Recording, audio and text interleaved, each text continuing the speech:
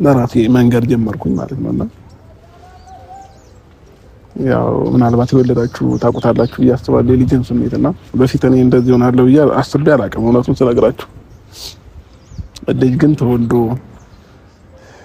ስታዩት ምናምን ነው ሞር እያጓጓችሁ የሚመጣው ማለት ነውና ሩታ ቢገባት ሁሉም ነገሮች ተስተካክለው እኔንም ወደ ራሱ አድርጋ የሚያበቁበት ታይም ነበሯት።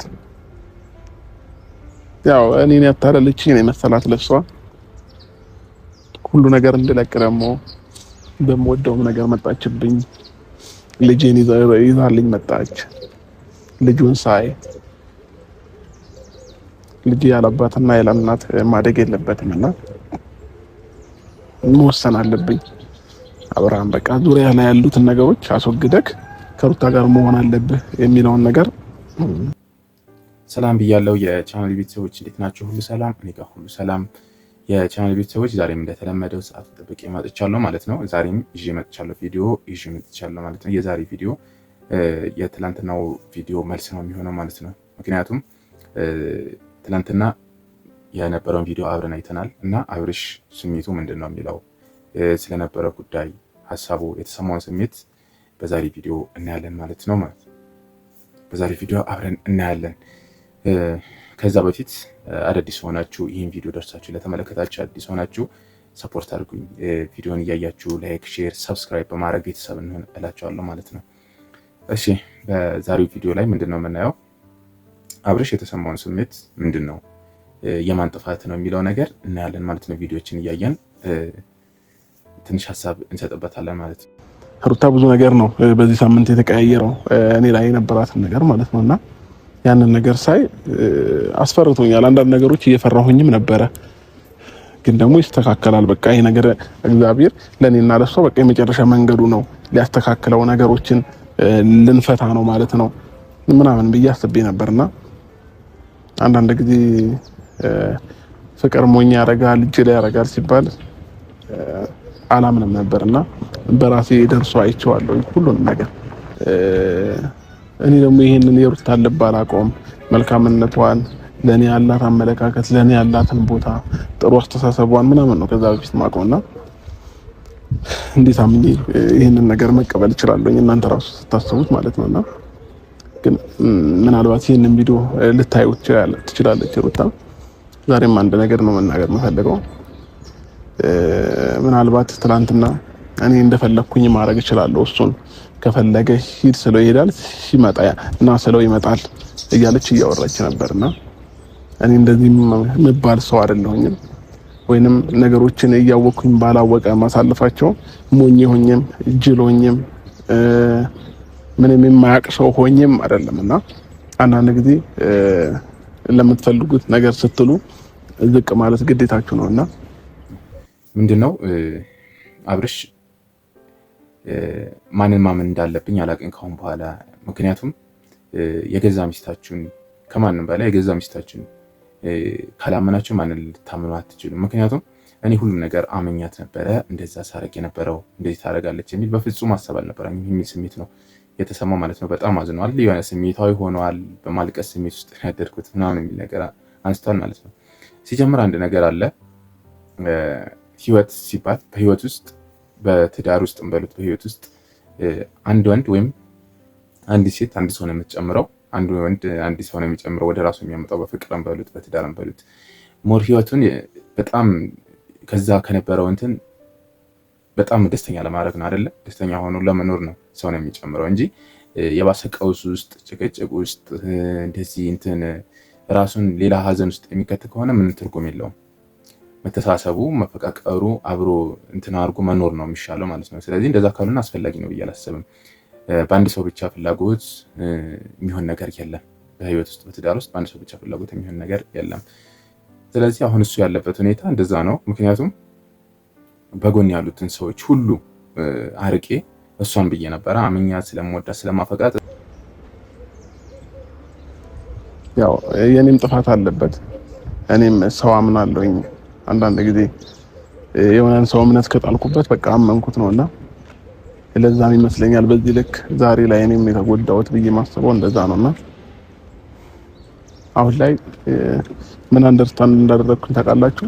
ማንን ማመን እንዳለብኝ ሁላ ግራ ነው የገባኝ። እግዚአብሔርን ነው የምላችሁ። ማንን ልመን? የገዛ ሚስታችሁን ካላመናችሁ ማንም ልታምኑ አትችሉም። እና እኔ ማመን እንዳለብኝ ግራ እስኪገባኝ ድረስ ነው እንደዛ የሆንኩት ማለት ነውና ብቻ ለማንኛውም ፋሚሊዎቼ ትናንትና እግዚአብሔርን በጣም ተሰምቶኝ እያለቀስኩኝም ጭምር ነው ያደርኩትና ወንድነታችሁን አንዳንድ ሰዎች ይፈታተኑታልና ሁሉ ነገር እንድለቅ ደግሞ በምወደውም ነገር መጣችብኝ። ልጄን ይዛልኝ መጣች። ልጁን ሳይ ልጅ ያለአባትና ያለእናት ማደግ የለበትምና መወሰን አለብኝ። አብርሃም በቃ ዙሪያ ላይ ያሉትን ነገሮች አስወግደክ ከሩታ ጋር መሆን አለብህ የሚለውን ነገር ለራሴ መንገድ ጀመርኩኝ ማለት ነውና ከሩታ ጋር መሆን መረጥኩኝ ማለት ነው። ግን ደግሞ ይሄንን ፈጽሞ ይፈጠራል። ሩታ ነው ህይወት ላይ ትቀልዳለች። በዚህ ልክ የማይሆን ነገር ታደርሷን ብዬ ነበረ ከጎኔ የምወዳቸውን ሰዎች እንዲርቁኝ ያደረኩት እና የእሷን ፍላጎት ይሄ ነበረ፣ ከጎኔ ሰው እንዳይኖር እና ለካ እሷ በውስጧ ሌላ ነገር ይዛ በውስጧ ማስመሰልን ይዛ ከጎኔ ያሉትን ሰዎች እንዲርቁ ፈልጋ ማለትም ማንም ከጎኔ እንዳይኖር ከዛም በኋላ እሷም ለመራቅ ባዶን እንድቀርና ያሰበችውና በዛ ስሜት ውስጥ ስሜት ተሰምቶኛል እያለ ነውና በሞኝነት ሞኝ ሆኜ ምናምን ሳይሆን ለፍቅር አንዳንዴ ያው ለምንወዳቸው ሰዎች ስንል የምንከፍላቸው ነገሮች አሉ። አውቀን ዝም ስንል ምናምን ሞኝ ሆነን ይመስላቸዋልና እንደዛ ነው የተከሰተብኝ ነው ያለው ማለት ነውና ምንድነው አሁን እዚህ ጋር ሁላችንም ተከታትለን መተናል አይደል? እስካሁን ቪዲዮዎችን እያየን ጸብም ደስታም ብዙ ነገሮች ነበሩ በህይወት ውስጥ በእነሱ መሀል ማለት ነው። በዚህ ደረጃ ደግሞ እኔ ሩታ እንደዚህ በዚህ ደረጃ ትወርዳለች ብዬ አላስብም ነበረ። ምክንያቱም በጣም ዝቅ ነው ያለችው፣ በጣም ማለት ነው። የሆነ በልክ ሰው እንደዚህ ይወርዳል? ሰውን እንትናን ለመብለጥ እንትናን በፉክክር ብሎ ራሱን ከዛ የሆነ ከወረደው ሰው በታች መውረድ የለበትም ብዬ አስባለሁ። ምክንያቱም ሩታ የምታስበው ስሜቷን ብቻ ነው የምትከተለው። በእሷ በኩል ያለው ኦዲየንስ አለ፣ በጣም ብዙ በእሷ ዙሪያ ያሉ ሰዎች አሉ፣ ቤተሰብ በሉት በአብርሽ በኩል ያሉ ቤተሰቦች በጣም ብዙ ትውውቅ ውስጥ በጣም ብዙ ደረጃ ስለደረሱ እሷ የምትከተለው በቃ ከጎን ብራዞራም ሊሆን ይችላል ሀይ የሚላት ሰው ስላለ ያንን ስሜት ብቻ ነው የምትከተለው እሷ ማለት ነው። ስለዚህ ምንድነው ያደረገችው? በቃ ሁሉም ነገር በአንዴ ድምጥማጡን አጥፍታ ራሷን ማስደሰት ብቻ ነው የፈለገችው። እዚህ ጋር ለኦዲየንሱን ክብር የላት አይደለችም። ምናልባት ብዙ ነገሮች ከዛ በፊት አስቀይሜያት አስደብሬያት ሊሆን ይችላል። ግን ደግሞ ሁሉም ነገር በእጇ ነበሩ ለማስተካከል ማለት ነውና እኔን በፍቅር ማሸነፍ ይሄን ጉራ ሊሆን አይችልምና በሷ መመራ አይነት ነገር አድርጋ ነው ትናንትና ስታወራ የነበረው ማለት ነው። እኔ አብርሃምን ከፈለገ ሂድ ከፈለክ ና ግባ ውጣ ስለው እኔ በራሴ መንገድ እመራዋለሁ አይነት ነገር ነው ያለችውና እንደዛን አይነት ሰው ሆኜ ሳይሆን አንዳንድ ጊዜ መስዋዕትነት የምትከፍሉለት ነገር መስዋዕትነት ትከፍላላችሁና ለዛ ነው።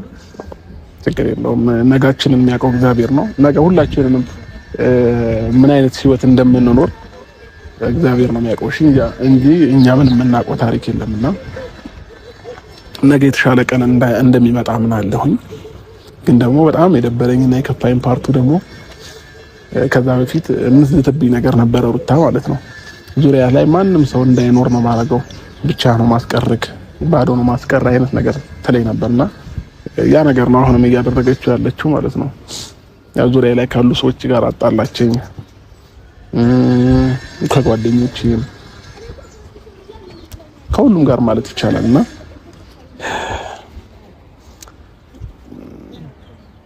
ሄርሜላም ያው በተፈጠረው ነገሮች በጣም አዝና ከኔ ጋርም ለማውራት ፈቃደኛ አይደለችም።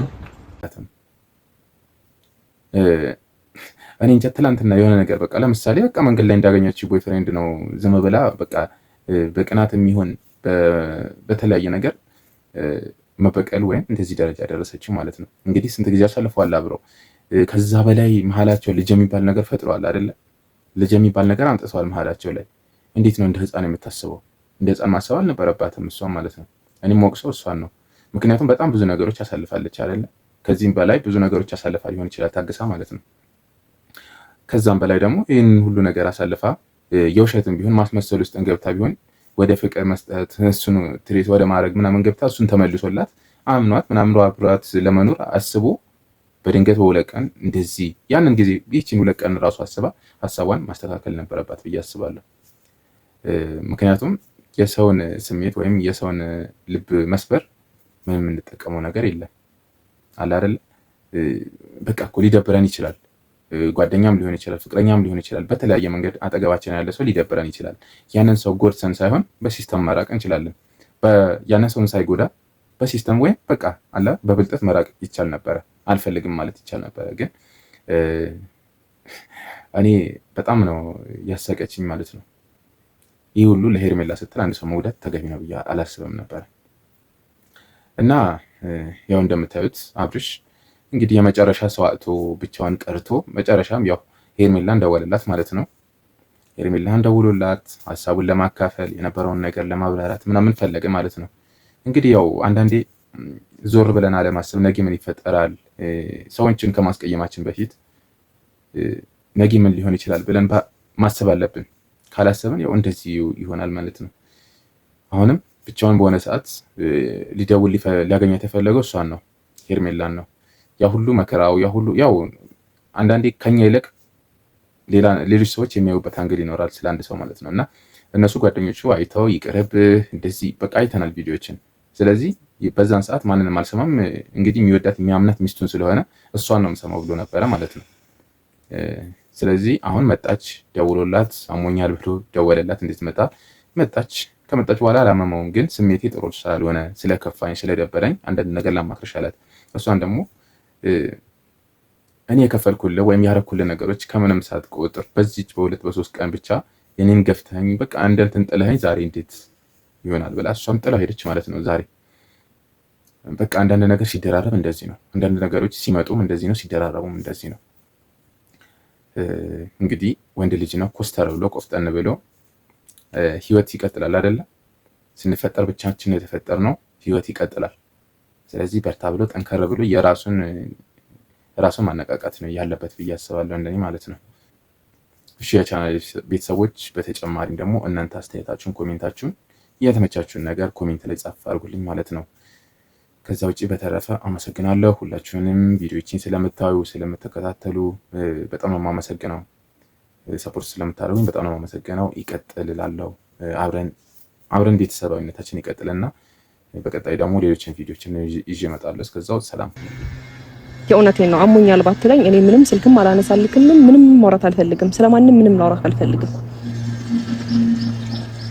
ነግሬህ ነበረ፣ በጣም አስጠንቅቄህ ነበር፣ በጣም ብዙ ቴክስት ልኬልህ ነበረ።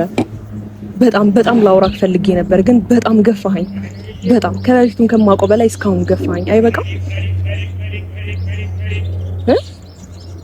ምንም እንዳላሳለፈ እኮ ነው ባንድ የነገሮችን ከኔ ጋር ያለህን ነገር ትተክ ከሷ ጋር ለመቀጠል የሞከርከው። ቢያንስ እንደ ሴት ልጅ ስሜት እንኳን አንድ ነገር ልትረዳኝ አልሞከርክም አይደል? ታዲያ ማልወደድበት እኔ የማልከበርበት ቦታ ላይ መቆም አይከብድም? ልክ አንተ ሩታ ጋር መቆም እንደሚከብድክ ማለት ነው። ስለዚህ አሁን ለኔ ማስረዳትም ነገሮችን ለኔ እንትን ለማለትም ምናምን እንዳትሞክር፣ ራስህን ቀለል ለማድረግ ሞክር። ገባክ? አሞኛል ስላልከኝ ነው። እንደዚህ ደግሞ ቆመ ካየው ለኔ በቂ ነው። ብሄድ ይሻለኛል። ስራ አለብኝ። ሄርሚ